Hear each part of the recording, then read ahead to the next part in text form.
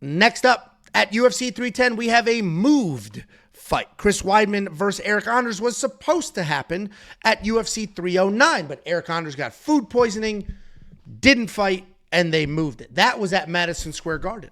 My breakdown for that fight and this fight are going to be somewhat similar, but my pick is different. I have changed my pick, and I do put a lot of that into the fact that this is no longer at Madison Square Garden. Chris Weidman is the New York boy. That is his thing. That is his identity. Fighting at MSG was everything to him. His friends, his family, everybody. Now it's just a regular-ass Vegas card. And I just think that tiny little sliver of difference makes a tiny little bit of an adjustment.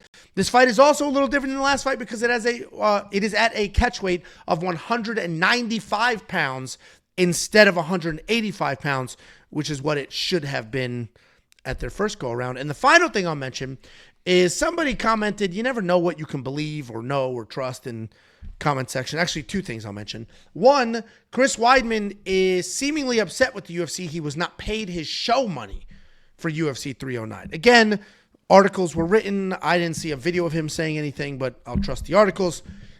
He basically said something to the effect of, you had the purse in your budget.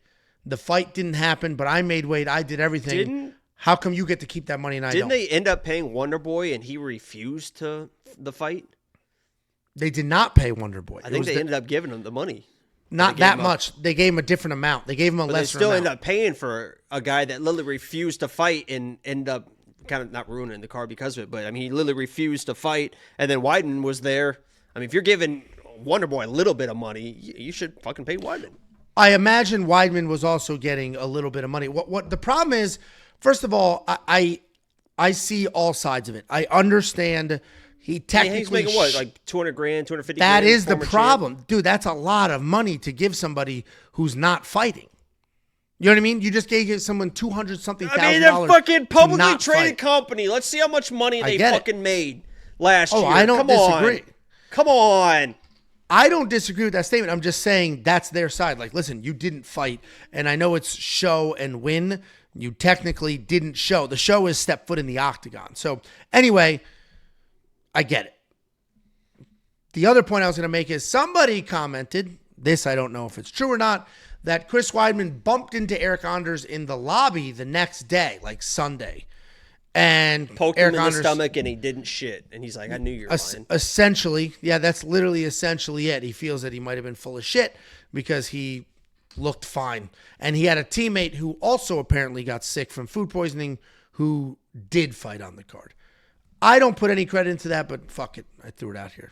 Anyway, we got Chris Weidman, former world champion at 185 pounds. He was a Division I wrestler who used his wrestling for a good amount of his career and then slowly turned into a striker. He developed his hands. The hands looked pretty good, accomplished a couple of things in this sport, and then became more of a striker than a wrestler. He is 40. He is slowing down dramatically, but he did look much better in his last fight, which was the controversial eye pokes, than he did in the fight coming back after the leg split. Obviously, he broke his own leg into two pieces, came back a few years later, fought Brad Tavares, looked 75 years old.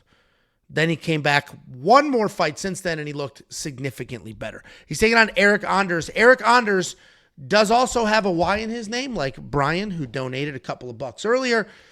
But he is a beast of an athlete. Eryk Anders, a former Division I football player for one of the best football programs in the country. In fact, when he played, they were the best football program in the country. No more Saban and... And he fights like somebody that you would expect to have been a high-level collegiate football player. He comes forward. He throws everything with intent. He pushes you around. He bullies you, and he fights like a man. He's almost never the more skilled guy in the octagon, but he makes up for just little tiny technique gaps with raw power, physicality, forward pressure, and manhood. I thought this was a very close fight the first time it was booked. I picked Chris Weidman as a dog the first time this was booked. But I think removing Madison Square Garden from the equation, removing some of the other components from the equation, I think Eryk Anders, that slight difference, I think Eryk Anders will win this fight. And now he is the underdog. Chris Weidman's flipped to a full-blown favorite, and I don't know what changed. So I'm going with Eryk Anders here. I did flip my pick, but as I have mentioned many, many times, picks and bets are not the same, and all picks are not the same. We broke down Chase Hooper earlier. I said he should be a minus 1,000.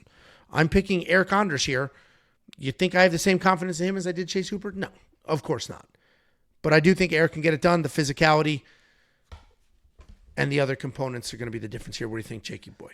Yeah, obviously that last breakdown that we did before 309, I don't want to say high on Chris Weidman, but I did have money on Chris Weidman, and it was for the reasons that you mentioned. I thought it was going to be a close back and forth fight, that Chris Weidman was going to be able to pressure just enough out of rounds to be able to win those rounds in his hometown and be able to win a decision. I was kind of banking on that hometown. I mean, we've seen it all the time in situations like that. So I threw a little bit of money, nothing crazy, but I thought at even odds that is what it's going to be. And then, a couple weeks go by, you start looking at the fight a little bit different. Eryk Anders features me as a voiceover in his highlight film, and honestly, I've kind of fallen in love with his story. If you guys did not know, he came out, I think before 309. I think I missed it somehow.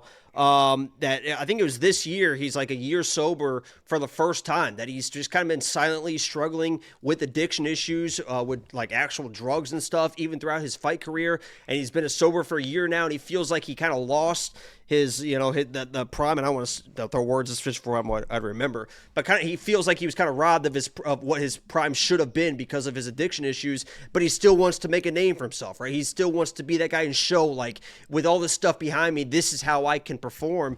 And I think coming in Las Vegas and maybe getting some more hate because he had to pull off at 309, he's going to be a little bit more motivated. I think he's strong enough to kind of withstand their Weidman pressure, even at a catch weight. I think that helps a big guy like Anders even more, and I think he's just going to be able to out-physical Weidman on his way to a decision win. So I like his story, and I'm switching my pick, and I even put money on him.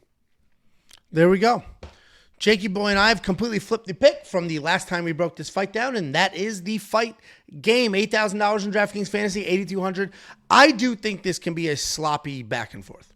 Like, this might look like Chris Weidman versus Brad Tavares, or Chris versus in his last fight with the double eye pokes against Bruno Silva. And he is due for some karma, Weidman. Because of the double eye pokes? That's a real thing.